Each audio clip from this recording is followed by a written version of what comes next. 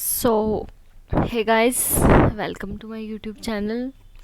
हम अभी तक हमने जितने भी क्वेश्चन सॉल्व किए हैं वो स्ट्रिंग्स के ही सॉल्व किए हैं। आज हम जावा का एक प्रैक्टिस क्वेश्चन सॉल्व करेंगे, मतलब हैकर रैंक का ये क्वेश्चन है। मैं आपको लिंक शेयर कर दूँगी। ये बहुत बेसिक लेवल का क्वेश्चन है।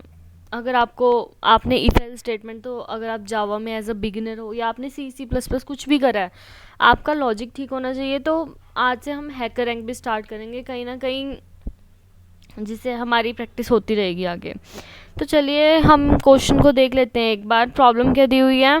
हैकर रैंक में ना एक खास बात होती है, मतलब उन्होंने आपको थोड़ा बहुत समझाया भी होता है, लॉजिक का फ्लो बता दिया होता है कि इफ एल्स किसके लिए यूज़ होता है। आपको पता है कि इफ एल्स हम कंडीशनल स्टेटमेंट्स हैं हमारी, इसके लिए यूज़ होगा। अभी टास्क ही है हमारे पास। टास्क जो हमारे गिवन है वो है क्या?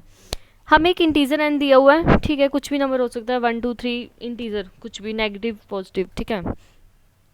अगर एन ओड है तो मुझे लिखना है वहाँ पे प्रिंट करवाना है वायर्ड। अगर एन इवन है, मतलब अभी यहाँ से ही अपना लॉजिक बनाना स्टार्ट करो। या तो एन ओड होगा या फिर इवन होगा, सबसे पहला वो मेरा लॉजिक लगेगा। मुझे कंडीशन अप्लाई करनी है, ठीक है। ऑड के लिए एक चीज़ होगी, इसके बाद मैं इवन के लिए अप्लाई करूँगी। हाँ, अगर मेरा एन इवन है और उसके बाद इंक्लूसिव रेंज है 2 से लेके 5 तक, मतलब 2 से 5 के बीच में है, तो मुझे नोट वाइड प्रिंट करना है, ठीक है। और अगर इवन में ही 6 से 20 के बीच में है तो मुझे वाइड प्रिंट करना है फिर से, ठीक है। और अगर एन इवन भी है और 20 से ग्रेटर है, फिर से मुझे प्रिंट करना है नोट वाइड। आई होप आपको क्वेश्चन समझ आ गया होगा। नॉर्मल इफ एल्स लगना है, इसमें कुछ भी नहीं लगना। सपोज करो 3 है, 3 क्या है मेरा? ओड, तो वाइड। अभी 24 है, 24 मैंने यहाँ पे मुझे कंडीशन दी थी इसने मुझे कि एन मेरा 20 इवन भी है, 24 इवन है, 20 से भी ग्रेटर है, तो मुझे क्या प्रिंट करना है? Note wide. एक्सप्लेनेशन भी इन्होंने जैसे ये दी हुई है, तो मैंने आपको पहले ही बता दिया। तो इसके सबमिशन पे जाने से पहले मैं आपको एक चीज़ और बता दूं कि ये जो आप थीम है ना, अगर आप किसी भी ये जावा के प्रैक्टिस हैं, तो मैंने इसमें जावा ही आपकी सिलेक्ट होगी। आप जावा 7 8 कर दो, इतना सब कुछ फ़र्क नहीं पड़ेगा। बट द थिंग इज़ आपको लॉजिक आना चाहिए। अभी मैंने आपको बताया था कि आपको ये चीज़ पता होगी, सबसे पहला लॉजिक क्या लगेगा? ओड होगा या फिर वो इवन होगा। कोई भी नंबर ओड कब होता है? अगर मैं उसे उसका जो मॉडुलस करूँ, मैं 2 से करूँ, अगर वो 0 आ रहा है तो मतलब वो इवन है, अदरवाइज़ वो ओड है। बस यहाँ पे मैंने यही कंडीशन अप्लाई की है। ये वायर्ड मेरा उसके लिए होगा, ओड के लिए, ठीक है। अगर वो मेरा 2 से मोल्डो का 1 आ रहा है, मेरा मॉडुलस मुझे क्या रिटर्न करता है? रिमाइंडर रिटर्न करता है ये मुझे, ठीक है। सपोज करो अगर मेरे पास एन है, जैसे 10 है मेरा, अगर मैं 10 को 2 से मॉडल उसका मॉडुलस ऑपरेट करूँ तो मेरे पास रिमाइंडर 0 आ रहा है, तो वो इवन पे जाएगा। अगर मैं 9 को 2 से करूँ तो मेरा रिमाइंडर 1 आ रहा है, ठीक है। तो ये क्या है? वाइड प्रिंट कर देगा। सेकंड कंडीशन मेरी बननी थी इवन वाली। अगर मैंने जो मेरा नंबर है, मैंने उसे 2 से मॉडुलस ऑपरेटर के साथ उसका किया और मेरा रिमाइंडर 0 आ गया।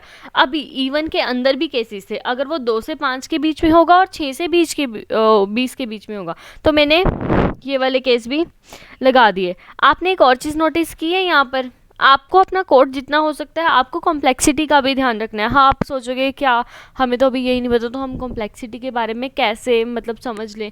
तो एक चीज़ ध्यान रखो, यहाँ पे इसने इवन ये बताया हुआ है कि 2 से 5 के बीच में होगा तब भी नॉट वाइड। इवन तो होगा ही होगा। और इवन का दूसरा केस कौन सा है? अगर ग्रेटर देन 20 होगा तब भी नॉट वाइड, मतलब इन दोनों में से कुछ भी हो सकता है। इसलिए मैंने यहाँ पे और लगा दिया कि अगर दोनों में से कुछ भी होगा, या 2 से 5 के बीच में होगा तब भी नॉट वाइड, और ग्रेटर देन 20 होगा तब भी नॉट वाइड। अदरवाइज आप क्या कर सकते हो, यहाँ पे एक और इफ लगा सकते हो, तो वो आपकी कॉम्प्लेक्सिटी ही इंक्रीज होगी और कुछ नहीं होगा। सबसे पहले अपने कोड को पेन पेपर पर लिखो। ये बहुत इजी लेवल का क्वेश्चन है। अभी हम जब बेसिक और हार्ड लेवल के करेंगे तब शायद आपको थोड़ी बहुत मुश्किल आ सकती है, पर अभी से इसकी प्रैक्टिस करो, ठीक है। और ये भी नॉर्मल था। और अदरवाइज एल्स में तो पता ही है आपको कि एल्स तो हमेशा ओड वाले ही वर्क करता है। तो चलिए हम इसे, मैं आपको रन करके दिखाती हूँ। ये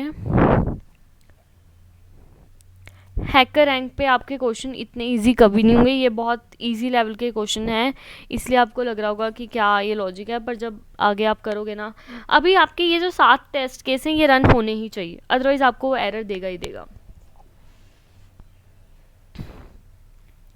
शायद हमारे हो जाएंगे 7 के 7 रन, देखते हैं क्या होता है।